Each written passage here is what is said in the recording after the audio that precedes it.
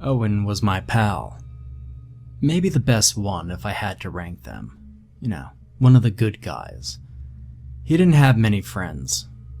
We met in high school, drawn together by a mutual love in turn-based strategy games.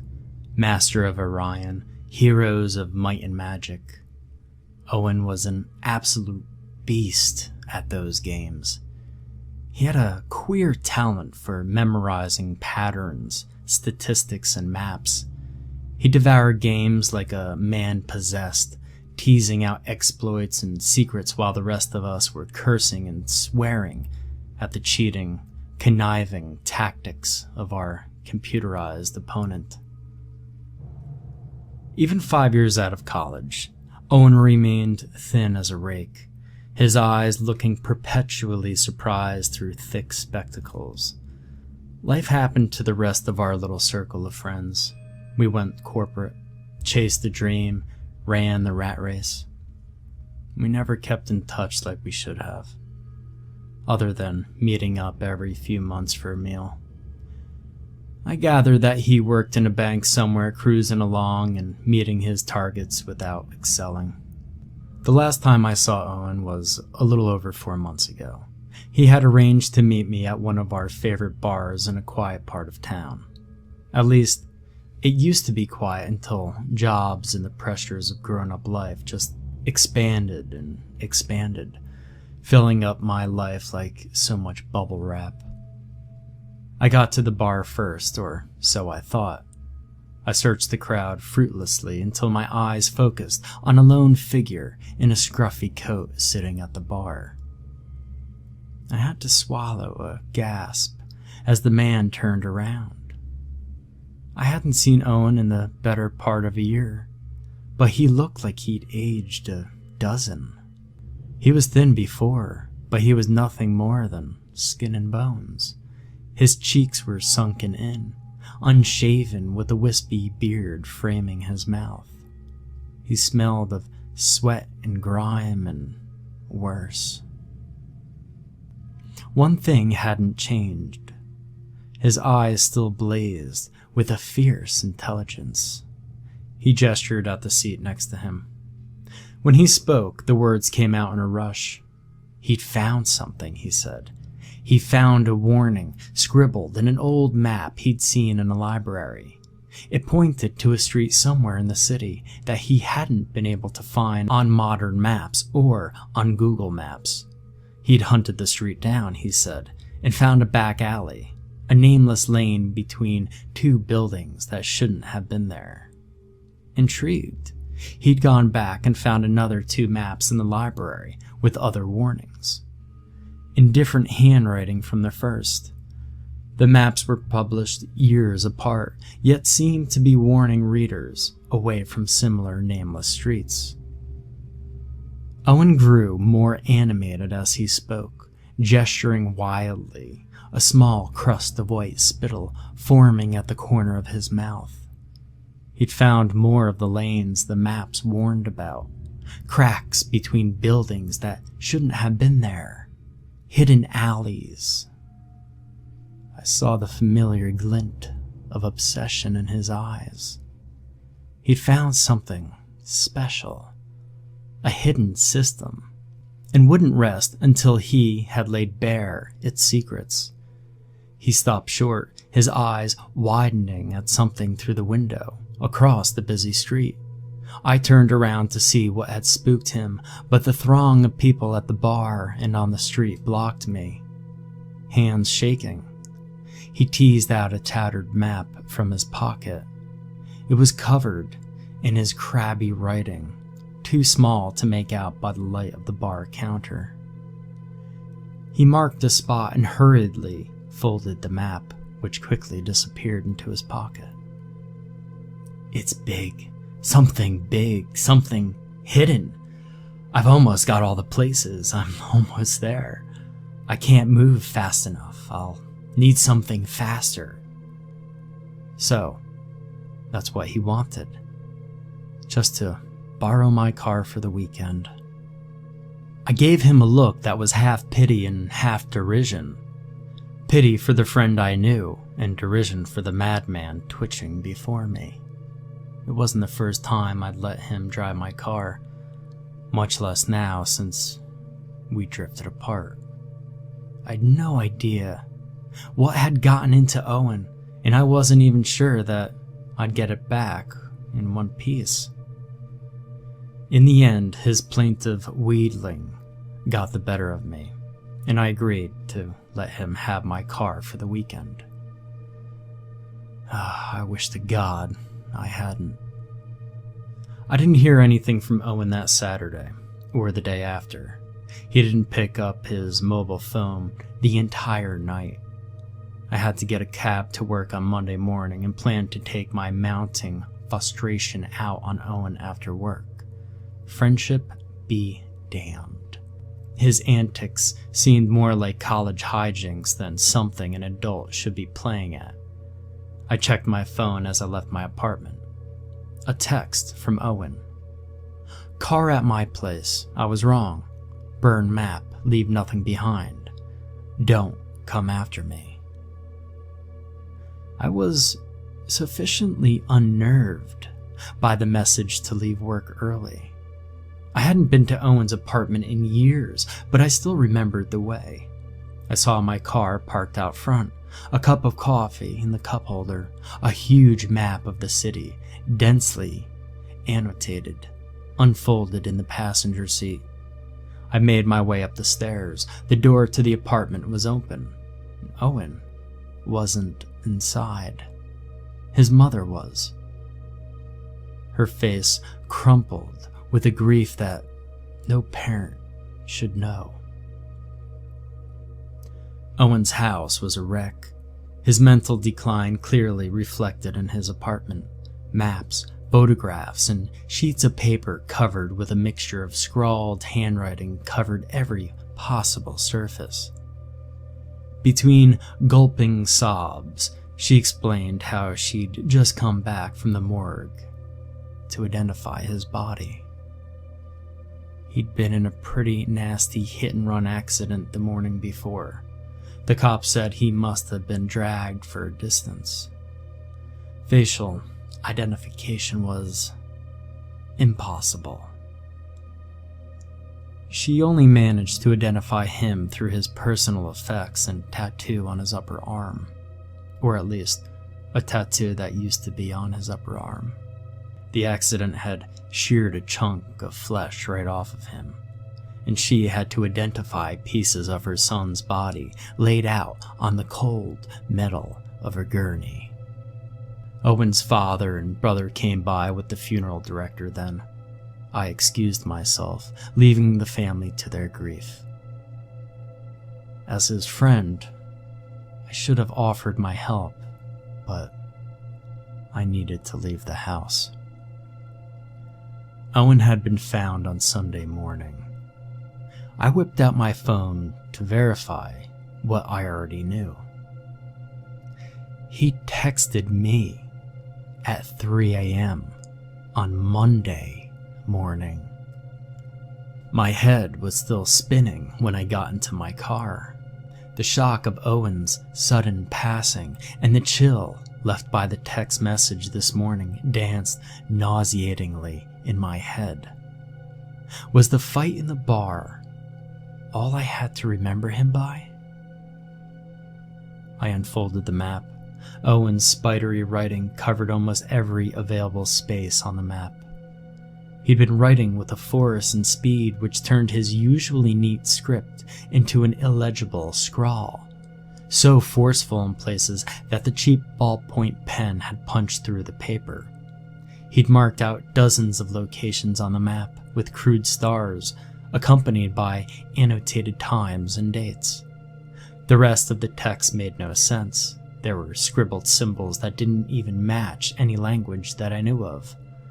The snatches of English that I could decipher made no more sense than the symbols, products of Owen's obviously addled mind. They watch from the cracks, nameless streets, secret kings and queens of the city. They sing to the dead. They eat the lost. The meaningless text still sent a chill down my spine. The depths of my friend's madness shocked me. I couldn't fathom why he would ask me to destroy the map. Lost in my troubled thoughts, I started my car. A polite chime snapped me from my reverie. It came from a shiny black slab on my dashboard. A GPS unit. Not mine. Owen's. A strange thing for him to own, since he didn't have a car to start with. I looked at the tiny LCD screen. I was at a location that Owen had marked out on his little GPS unit. His home? No, it was slightly off, across the street. It looked to be in the middle of a building, a shop maybe. The streets were empty of both pedestrians as well as cars. It was a quiet street, but something felt out of place. No, the street wasn't totally empty. There was a small lane, practically just a crack between two buildings right next to my car. A waifishly thin teenage girl was standing there, dressed in tatty jeans and a plain, threadbare t-shirt. Far too thin for the icy winter weather. No shoes, either. She was wearing a look of intense focus on her face, her dark, piercing eyes staring upwards towards Owen's apartment. Her face was perfectly formed, pale but covered in streaks of dirt, her blonde hair matted into crude dreadlocks. She seemed perfectly at ease in the cold, as though she could feel my eyes on her. Her head snapped downwards, and she affixed me with her mesmerizing gaze. I felt transfixed, like a butterfly pinned to a corkboard. Her bright pink tongue snaked out from between her dirty lips. The pointy tip ran across her lips in anticipation. I looked back at the GPS unit. There shouldn't have been an alley where she was standing. It should have been a continuous block of buildings. When I looked up, she was gone. Unnerved by the nameless lane and the vanishing girl, I drove off a little faster than I should have. I must have driven at least 5 blocks when I heard the little chime from my dashboard again. Another star on the map. Same thing. A star where there shouldn't have been a break between the buildings. I nearly slammed on the brakes in shock when I saw the girl again. There was no way she could have made the distance between my last stop and this one on foot. I racked my brains for a logical explanation as my car cruised by. A sister? Or did she have a car in a parallel street? And I found her giving me that same intense look. It had to be the same girl. It was the look, that hungry look. She craned her neck to follow my car as I drove by, like a snake staring a mouse down. I watched her shrinking into the rearview mirror for as long as I could. Then I floored the accelerator, trying to get as far from her as possible. Rubber squealed on the black asphalt. I put about 7 blocks between the girl and I when the polite chime from my dashboard sounded again. Adrenaline pumped through my system. My gaze swept across the empty streets. And there she was, again. It had to be the same girl. It had to be. She caught my gaze with her own piercing look, and she smiled at me. No, it wasn't a smile. She pulled her lips up and back and bared straight white teeth, but there was neither humor nor warmth in the expression. It put me in mind of a baboon or a wolf, facing down something small and helpless. Baring her fangs, I thought. She abruptly turned and scuttled down that almost hidden alley. I stopped the car. Owen had found something. I hadn't done right by him in his last few days, but I had to know how he died. I owed him that much. I rounded the corner mere seconds after the girl, and the alley was empty. Rough cement walls sketched to the sky, blocking out the tired light of the evening sun. She had vanished in the scant seconds it took me to get to the mouth of the tiny, nameless alley. My pulse quickened as I made my way down to the tight corridor. My walk turned into a trot, and the trot into a sprint. By the time I had reached the end of the street, my chest was heaving, constricted by bands of hot iron. My breath steamed in the cold evening air. She wasn't there. There weren't any alcoves or windows or turn-offs anywhere down the alley. I hit the end of the alley and peered down the adjacent street. No trace of the girl. No alleyway she could have turned down. No doors or windows she could have climbed through. Nothing except the empty street with a familiar car parked by the side of the road. My car. I had walked 100 yards through a straight alley and wound up back where I started. I felt the world spin around me. I put my hand on the wall to steady myself. What had Owen found? What was he searching for before he died? How was it possible for a straight alley to start and end at the same place? Large gouts of mist shot from my mouth as my chest heaved. There was something unnatural about this place, something wrong in the air. I felt strange grooves under my hand as I pushed on the wall to straighten up. Someone or something had carved a series of strange symbols on the wall.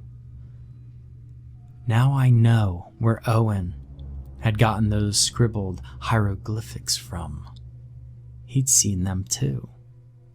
He must have been trying to decipher it like some code. Typical for him. I cast a final look straight down the strange, empty alley. The girl was still nowhere to be seen. I left the strangeness of the alley behind me as I made my way back to my car. My breath misted on the cold window as I cast one final look towards the crack between the buildings. That nameless space. The nameless space with the same girl staring out at me. The temperature was close to freezing outside, but I finally realized what had unnerved me about that silent tableau. All that time I was staring at her. I hadn't seen her breath mist up on the crisp evening air. What I saw that day filled my waking moments like a creeping itch. I would find my eyes magnetically drawn to the hard plastic shell of my glove compartment on the slow commute to work. Owen's mysterious map and GPS navigator skittered around within their prison like caged rats when I took turns just a little too hard, reminding me of their presence. Owen had stumbled onto something strange. He found something, and it had consumed him. I'd gone to the funeral with the expressed intention of handing over the map and the navigator to Owen's family. The empty rows in the church showed just how far he'd taken his search. No colleagues, barely any friends, the odd family member. He'd lost his job months ago. Cut off almost all contacts with the outside world. Owen's mom had aged decades since I saw her last. The raw shock of hearing about her son's death replaced with a bone-deep sorrow, painfully obvious in the crinkles in the corners of her eyes, in her sunken cheeks, in her haunted, leaking eyes. I'd whispered my commiserations, saying how sorry I was, all while the truth of the map and Owen's last warning posed at the back of my throat like a wave of bile. I choked the secrets back where they sat in my gut, swollen and sour. I had to find out more. I spent hours trying to decipher Owen's writing, looking for a pattern in the crazed scribblings. I lacked Owen's skill with codes and systems. There was no pattern I could discern from the constellation of marked locations. No hidden message leapt out from his ravings. There was only one other thing to try. The day was cold, I remember, even for midwinter. Not a skin cold. The cold that cut through your clothes, seeped in with every breath into your lungs. A deep, bone cold. I returned to the first 3 alleys where I'd seen the girl, and I found nothing. The alleys were totally empty, in stark contrast to the busy streets just a few yards away. The 4th one was empty too. It was getting dark by the time I got to the 5th point marked on the map. The crowd on the sidewalks had thinned out as the chill got deeper.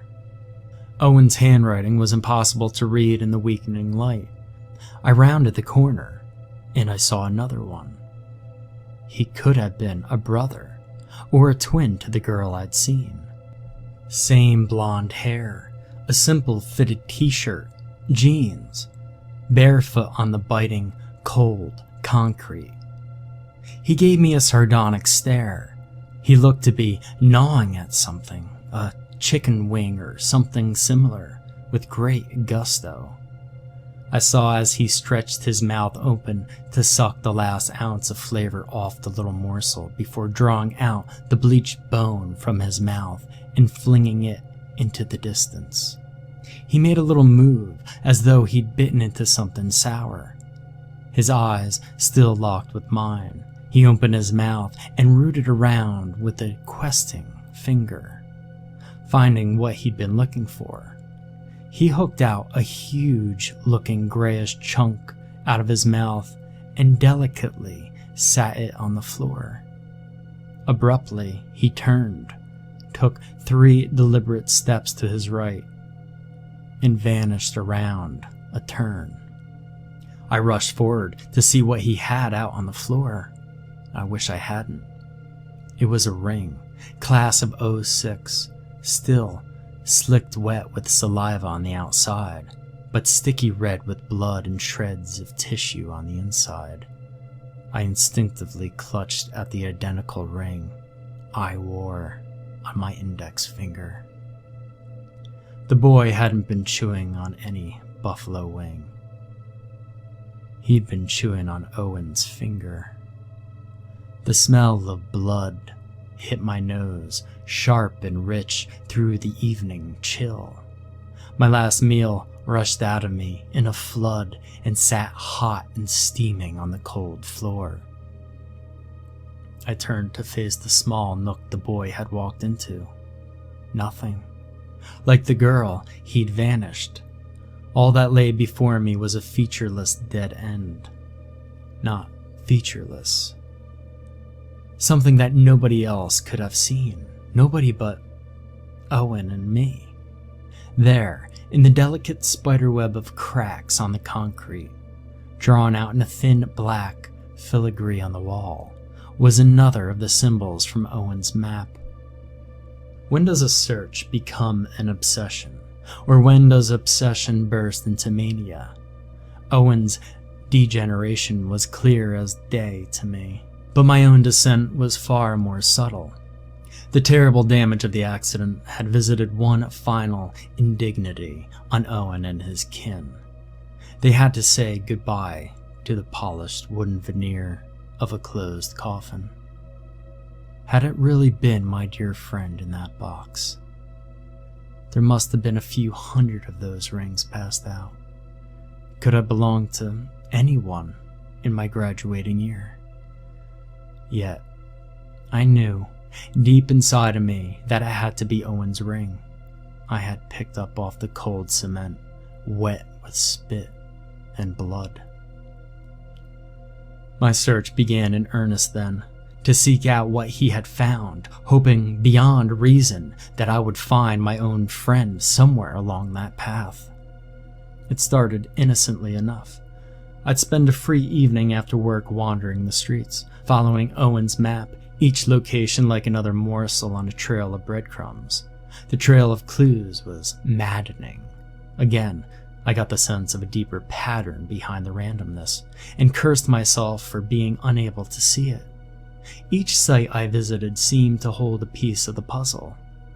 I grew adept in finding the hidden symbols that Owen had found in the cracks in the city. I'd already found the first symbol scrawled into the walk in chalk when I'd seen the girl. Another hidden in a network of cracks in the wall after I found Owen's ring on the floor. Those weren't the last. I found another set of 3 symbols, hidden within spray-painted tags on a wall. One more in carefully arranged guts of a dead rat. Its bowels burst and scattered over the floor. Another woven into the silken threads of a spiderweb, stretched between gray concrete and a rusty dumpster. Those hidden lanes and alleys were always deserted. It could have been lunch hour or rush hour, with the streets thronging with people, and they would still be empty. I'd walk down those plain, blank concrete canyons for hour after hour, always feeling watched, never feeling alone. I never saw another living soul in those lanes and alleys during my search, but the hairs on the back of my neck would rise once I stepped into one. There was a sense of something deeply wrong, wholly, unnaturally, about those empty spaces. The sudden silence would envelop me like a cocoon. The rush of voices and vehicles coming from a world away, faint like the tiny broadcast of a distant radio station. The isolation was palpable. With the isolation came a crawling fear, a watery feeling in my guts and my legs that something or somebody was observing me, leading me on in my search. I never saw another living soul in those lonesome places until I started seeing them again. The glances were always fleeting, titillating. A glimpse of a person turning into one of those cracks in the city, seconds before I rounded the corner, only to find myself alone in an empty alley, or a set of footprints leading from a puddle, imprints of bare feet, like those of the boy and the girl, vanishing into the distance as the cold, dry air drank the moisture off the trail. A recently toppled trash can still rolling on the floor, without any breeze to push it. I'm sure I saw the girl once again, the blonde one. Another girl with her dirty brown hair cut short. The boy I saw several times, always in the distance, always fleeing from me. And I'm sure there were more. My search intensified. I took time off of work to visit the cracks repeatedly. The symbols practically leapt out at me from the walls and floors, screaming to be read, to be deciphered. My experience with the first crack never repeated itself, but it was hardly the last oddity I experienced in the cracks. Once, near midnight, I found a crack that stretched out for a full city block on the map, yet I could count only 76 paces from the entrance to exit. Against all rationality, it measured 76 yards within the crack, but 100 yards on all parallel routes. On yet another day, I went into one of the cracks, scanning the walls for more of those symbols. When I emerged, blinking at the sudden brightness. 3 blocks down from where I'd entered. How could a straight path have deposited me anywhere but directly opposite where I'd gone in? By this point, my search started to take its toll. I'd gone beyond the point of worrying my friends. My phone, once a source of tweets, Facebook updates, and text messages, slowly went silent. My boss had called me in and told me that he was letting me go. My job would still be waiting for me if I applied again. He put his hand on my shoulder and looked me in the eye. "I like you," he said. "You've been a great worker, smart and fast. I don't know what kind of shit you've been going through for the last couple of weeks, but you're not contributing anymore, and I can't afford to keep you on at the state you're in now." I mumbled something vague about things being bad at home. I was too wrapped up in my obsession to care by that point. I'd gone beyond visiting and revisiting the same sites marked on Owen's map. The week before, I'd found a crack that wasn't on the map, something new. Owen hadn't found them all. I could almost sense the shape of things, some pattern in the layout of the cracks, some waiting breakthrough in the symbols. And that's when I found him. I had a lot more time without a job. My search expanded. I found 2 more cracks, greedily documenting their locations and taking pictures of all the symbols I could find. And then I found my 4th one. The sun was high overhead, but the light provided no warmth. Like a morgue, I remember thinking, all bright and cold. I rounded a corner on a busy street downtown. My breath caught in my throat. I felt a familiar tingle. I'd found another one, and my heart leapt. But there was something else there. A few yards in, hunched over, was a man, a denizen of the streets from the looks of it. His tattered jacket wrapped tightly around his slight frame to keep out the biting cold.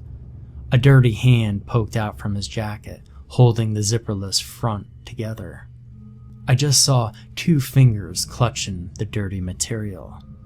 Some terrible damage had been wrought on his hand. A bandage, gummy with dried blood and pus, covered the rest of it. And I rushed forward to speak to him, the first other real person I'd seen in my search. He perked up at the sound of my footsteps. His rheumy eyes widened when he saw me. The man raised the sheet of cardboard, crudely torn from some carton or box. I'd expected to see something routine, a plea for spare change, something about being willing to work, maybe even something witty. Instead, scrawled in large blocky letters, 4 words: "Run. They hunt you." The rough strokes of letters were too broad to have come from a Sharpie or a marker pen. The ink was a rusty smear of brown, too spread out to have come from a normal writing instrument. Blood. The man had been writing the warning in blood. Who? I formed the question with my lips, even as the answer rang in my mind, clear as a bell. Owen's voice. The kings and queens of the city. In that moment, my eyes locked with the clear blue eyes of the wreck of a man in front of me, and the dawning realization hit me like a freight train. Owen. Sweet God in heaven. I was looking at Owen. He'd known it was me all along, of course, but he hadn't expected the look of recognition on my face. He opened his mouth and moaned, a wordless sound of pure anguish, his mouth wide enough for me to see the black stump flapping around inside like a dying fish. The shock of recognition was too much for me. My knees buckled as I backpedaled, led away from the ruinous vision in front of me. I went over backwards. The impact drove the air from my lungs. The world flashed white as my head met the floor with a crack. I got to my knees, wincing in pain. And Owen wasn't there in front of me. I raised my head. The pain felt like a tent spike between my ears. Owen was standing a few feet from me, but he wasn't alone. The blonde girl was standing next to him, dwarfed by Owen's gangly frame. She held his hand delicately, like a nurse leading someone old and infirm. Owen's entire demeanor had changed. Moments before, he had worn an expression of shock and anguish. All that melted away, and there was nothing but naked fear in his eyes. He shook gently as the girl raised his ruined hand to her lips, planting a kiss on the rotten bandage over his missing fingers. No, not a kiss. I saw her lips work up and down as she sucked hungrily. When she looked up, there was a smear of brown over the perfect pink bow of her lips. "We're coming for you next. There was so very little of this one left, and there are so many of us." Her voice was clear and sharp, with just a trace of girlishness. She reached up and stroked Owen's cheek softly, smiling at him, and Owen shuddered. The crotch of his jeans darkened as he lost control of his bladder. I tried to get to my feet, but the pain was blinding. The rush of blood to my head whited out my vision again. I blinked furiously, trying to clear my sight, when the world swam back into focus. Owen and the girl were gone. I rushed forward to the spot where I'd seen him last. Nothing lingered but the faint smell of piss and fear, like the first time I stepped into one of these cracks. A long, straight, concrete canyon stretched out before me. No traces of Owen or the girl. And then, the screaming started. The same sound that Owen had made earlier. A sound of pure pain and anguish, torn straight from his soul. It seemed like it was coming from everywhere and nowhere. I spun around like a madman, hoping to catch one last glimpse of my friend. He wasn't there. I put my hand against the wall to steady myself. I snapped my hand back. The wall was vibrating and humming. The screams were coming from the walls. And I ran. The streets had emptied out for the evening. I'd lost track of where I was or how far I'd run. I felt like a man coming up for air, surfacing from the depths of a waking dream. A stranger looked back at me from the glass facade of the shops I walked past. An eternity ago, I was young, full of life and successful. Owen was the vagabond, the kook, the madman. Now, we are the same. He and I. Disheveled, unshaven, with one difference. I was afraid now. Afraid of what I'd become, of how far I'd fallen, afraid of what I'd been chasing, not knowing that I was being hunted with greater hunger than I was capable of imagining. I swallowed a little scream as I saw a pale face watching me in the reflection, and I peeked over my shoulder. A young man stared out at me from an alley. One of them. The alley was dark. The scant street lighting made it seem like he was floating in shadow. He beamed widely at me, his teeth white and perfect, and stepped backwards. The darkness swallowed him, and my pace quickened. Another alley, another crack. Two of them this time, staring out from across the street, their eyes bright with mirth and longing. Is that what Owen saw that night in the bar? Was he being hunted too? I broke into a slow jog and then into a flat-out sprint as the fear took root and grew. Owen was dead now. I was sure of it. I had squandered his first warning and feared that his second warning had come too late. I had to get home. Destroy the maps like Owen said. Stay away from the cracks. Maybe leave town. There was nothing left for me here anyway. Only one more thing to do, and I've just done it. Like the map Owen found, or the last text he sent me, or his last message to me written in his own blood. I burned the map, deleted all my photos, thrown out the GPS unit, anything that hints at where the cracks are.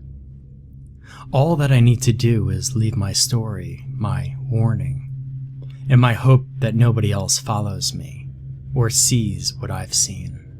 I'm done. There are cracks in our cities. There are dark things that live in the cracks, hidden things, lurking in the web of cracks like spiders, waiting for the unwitting, the unprepared, and the lost. And they are hungry.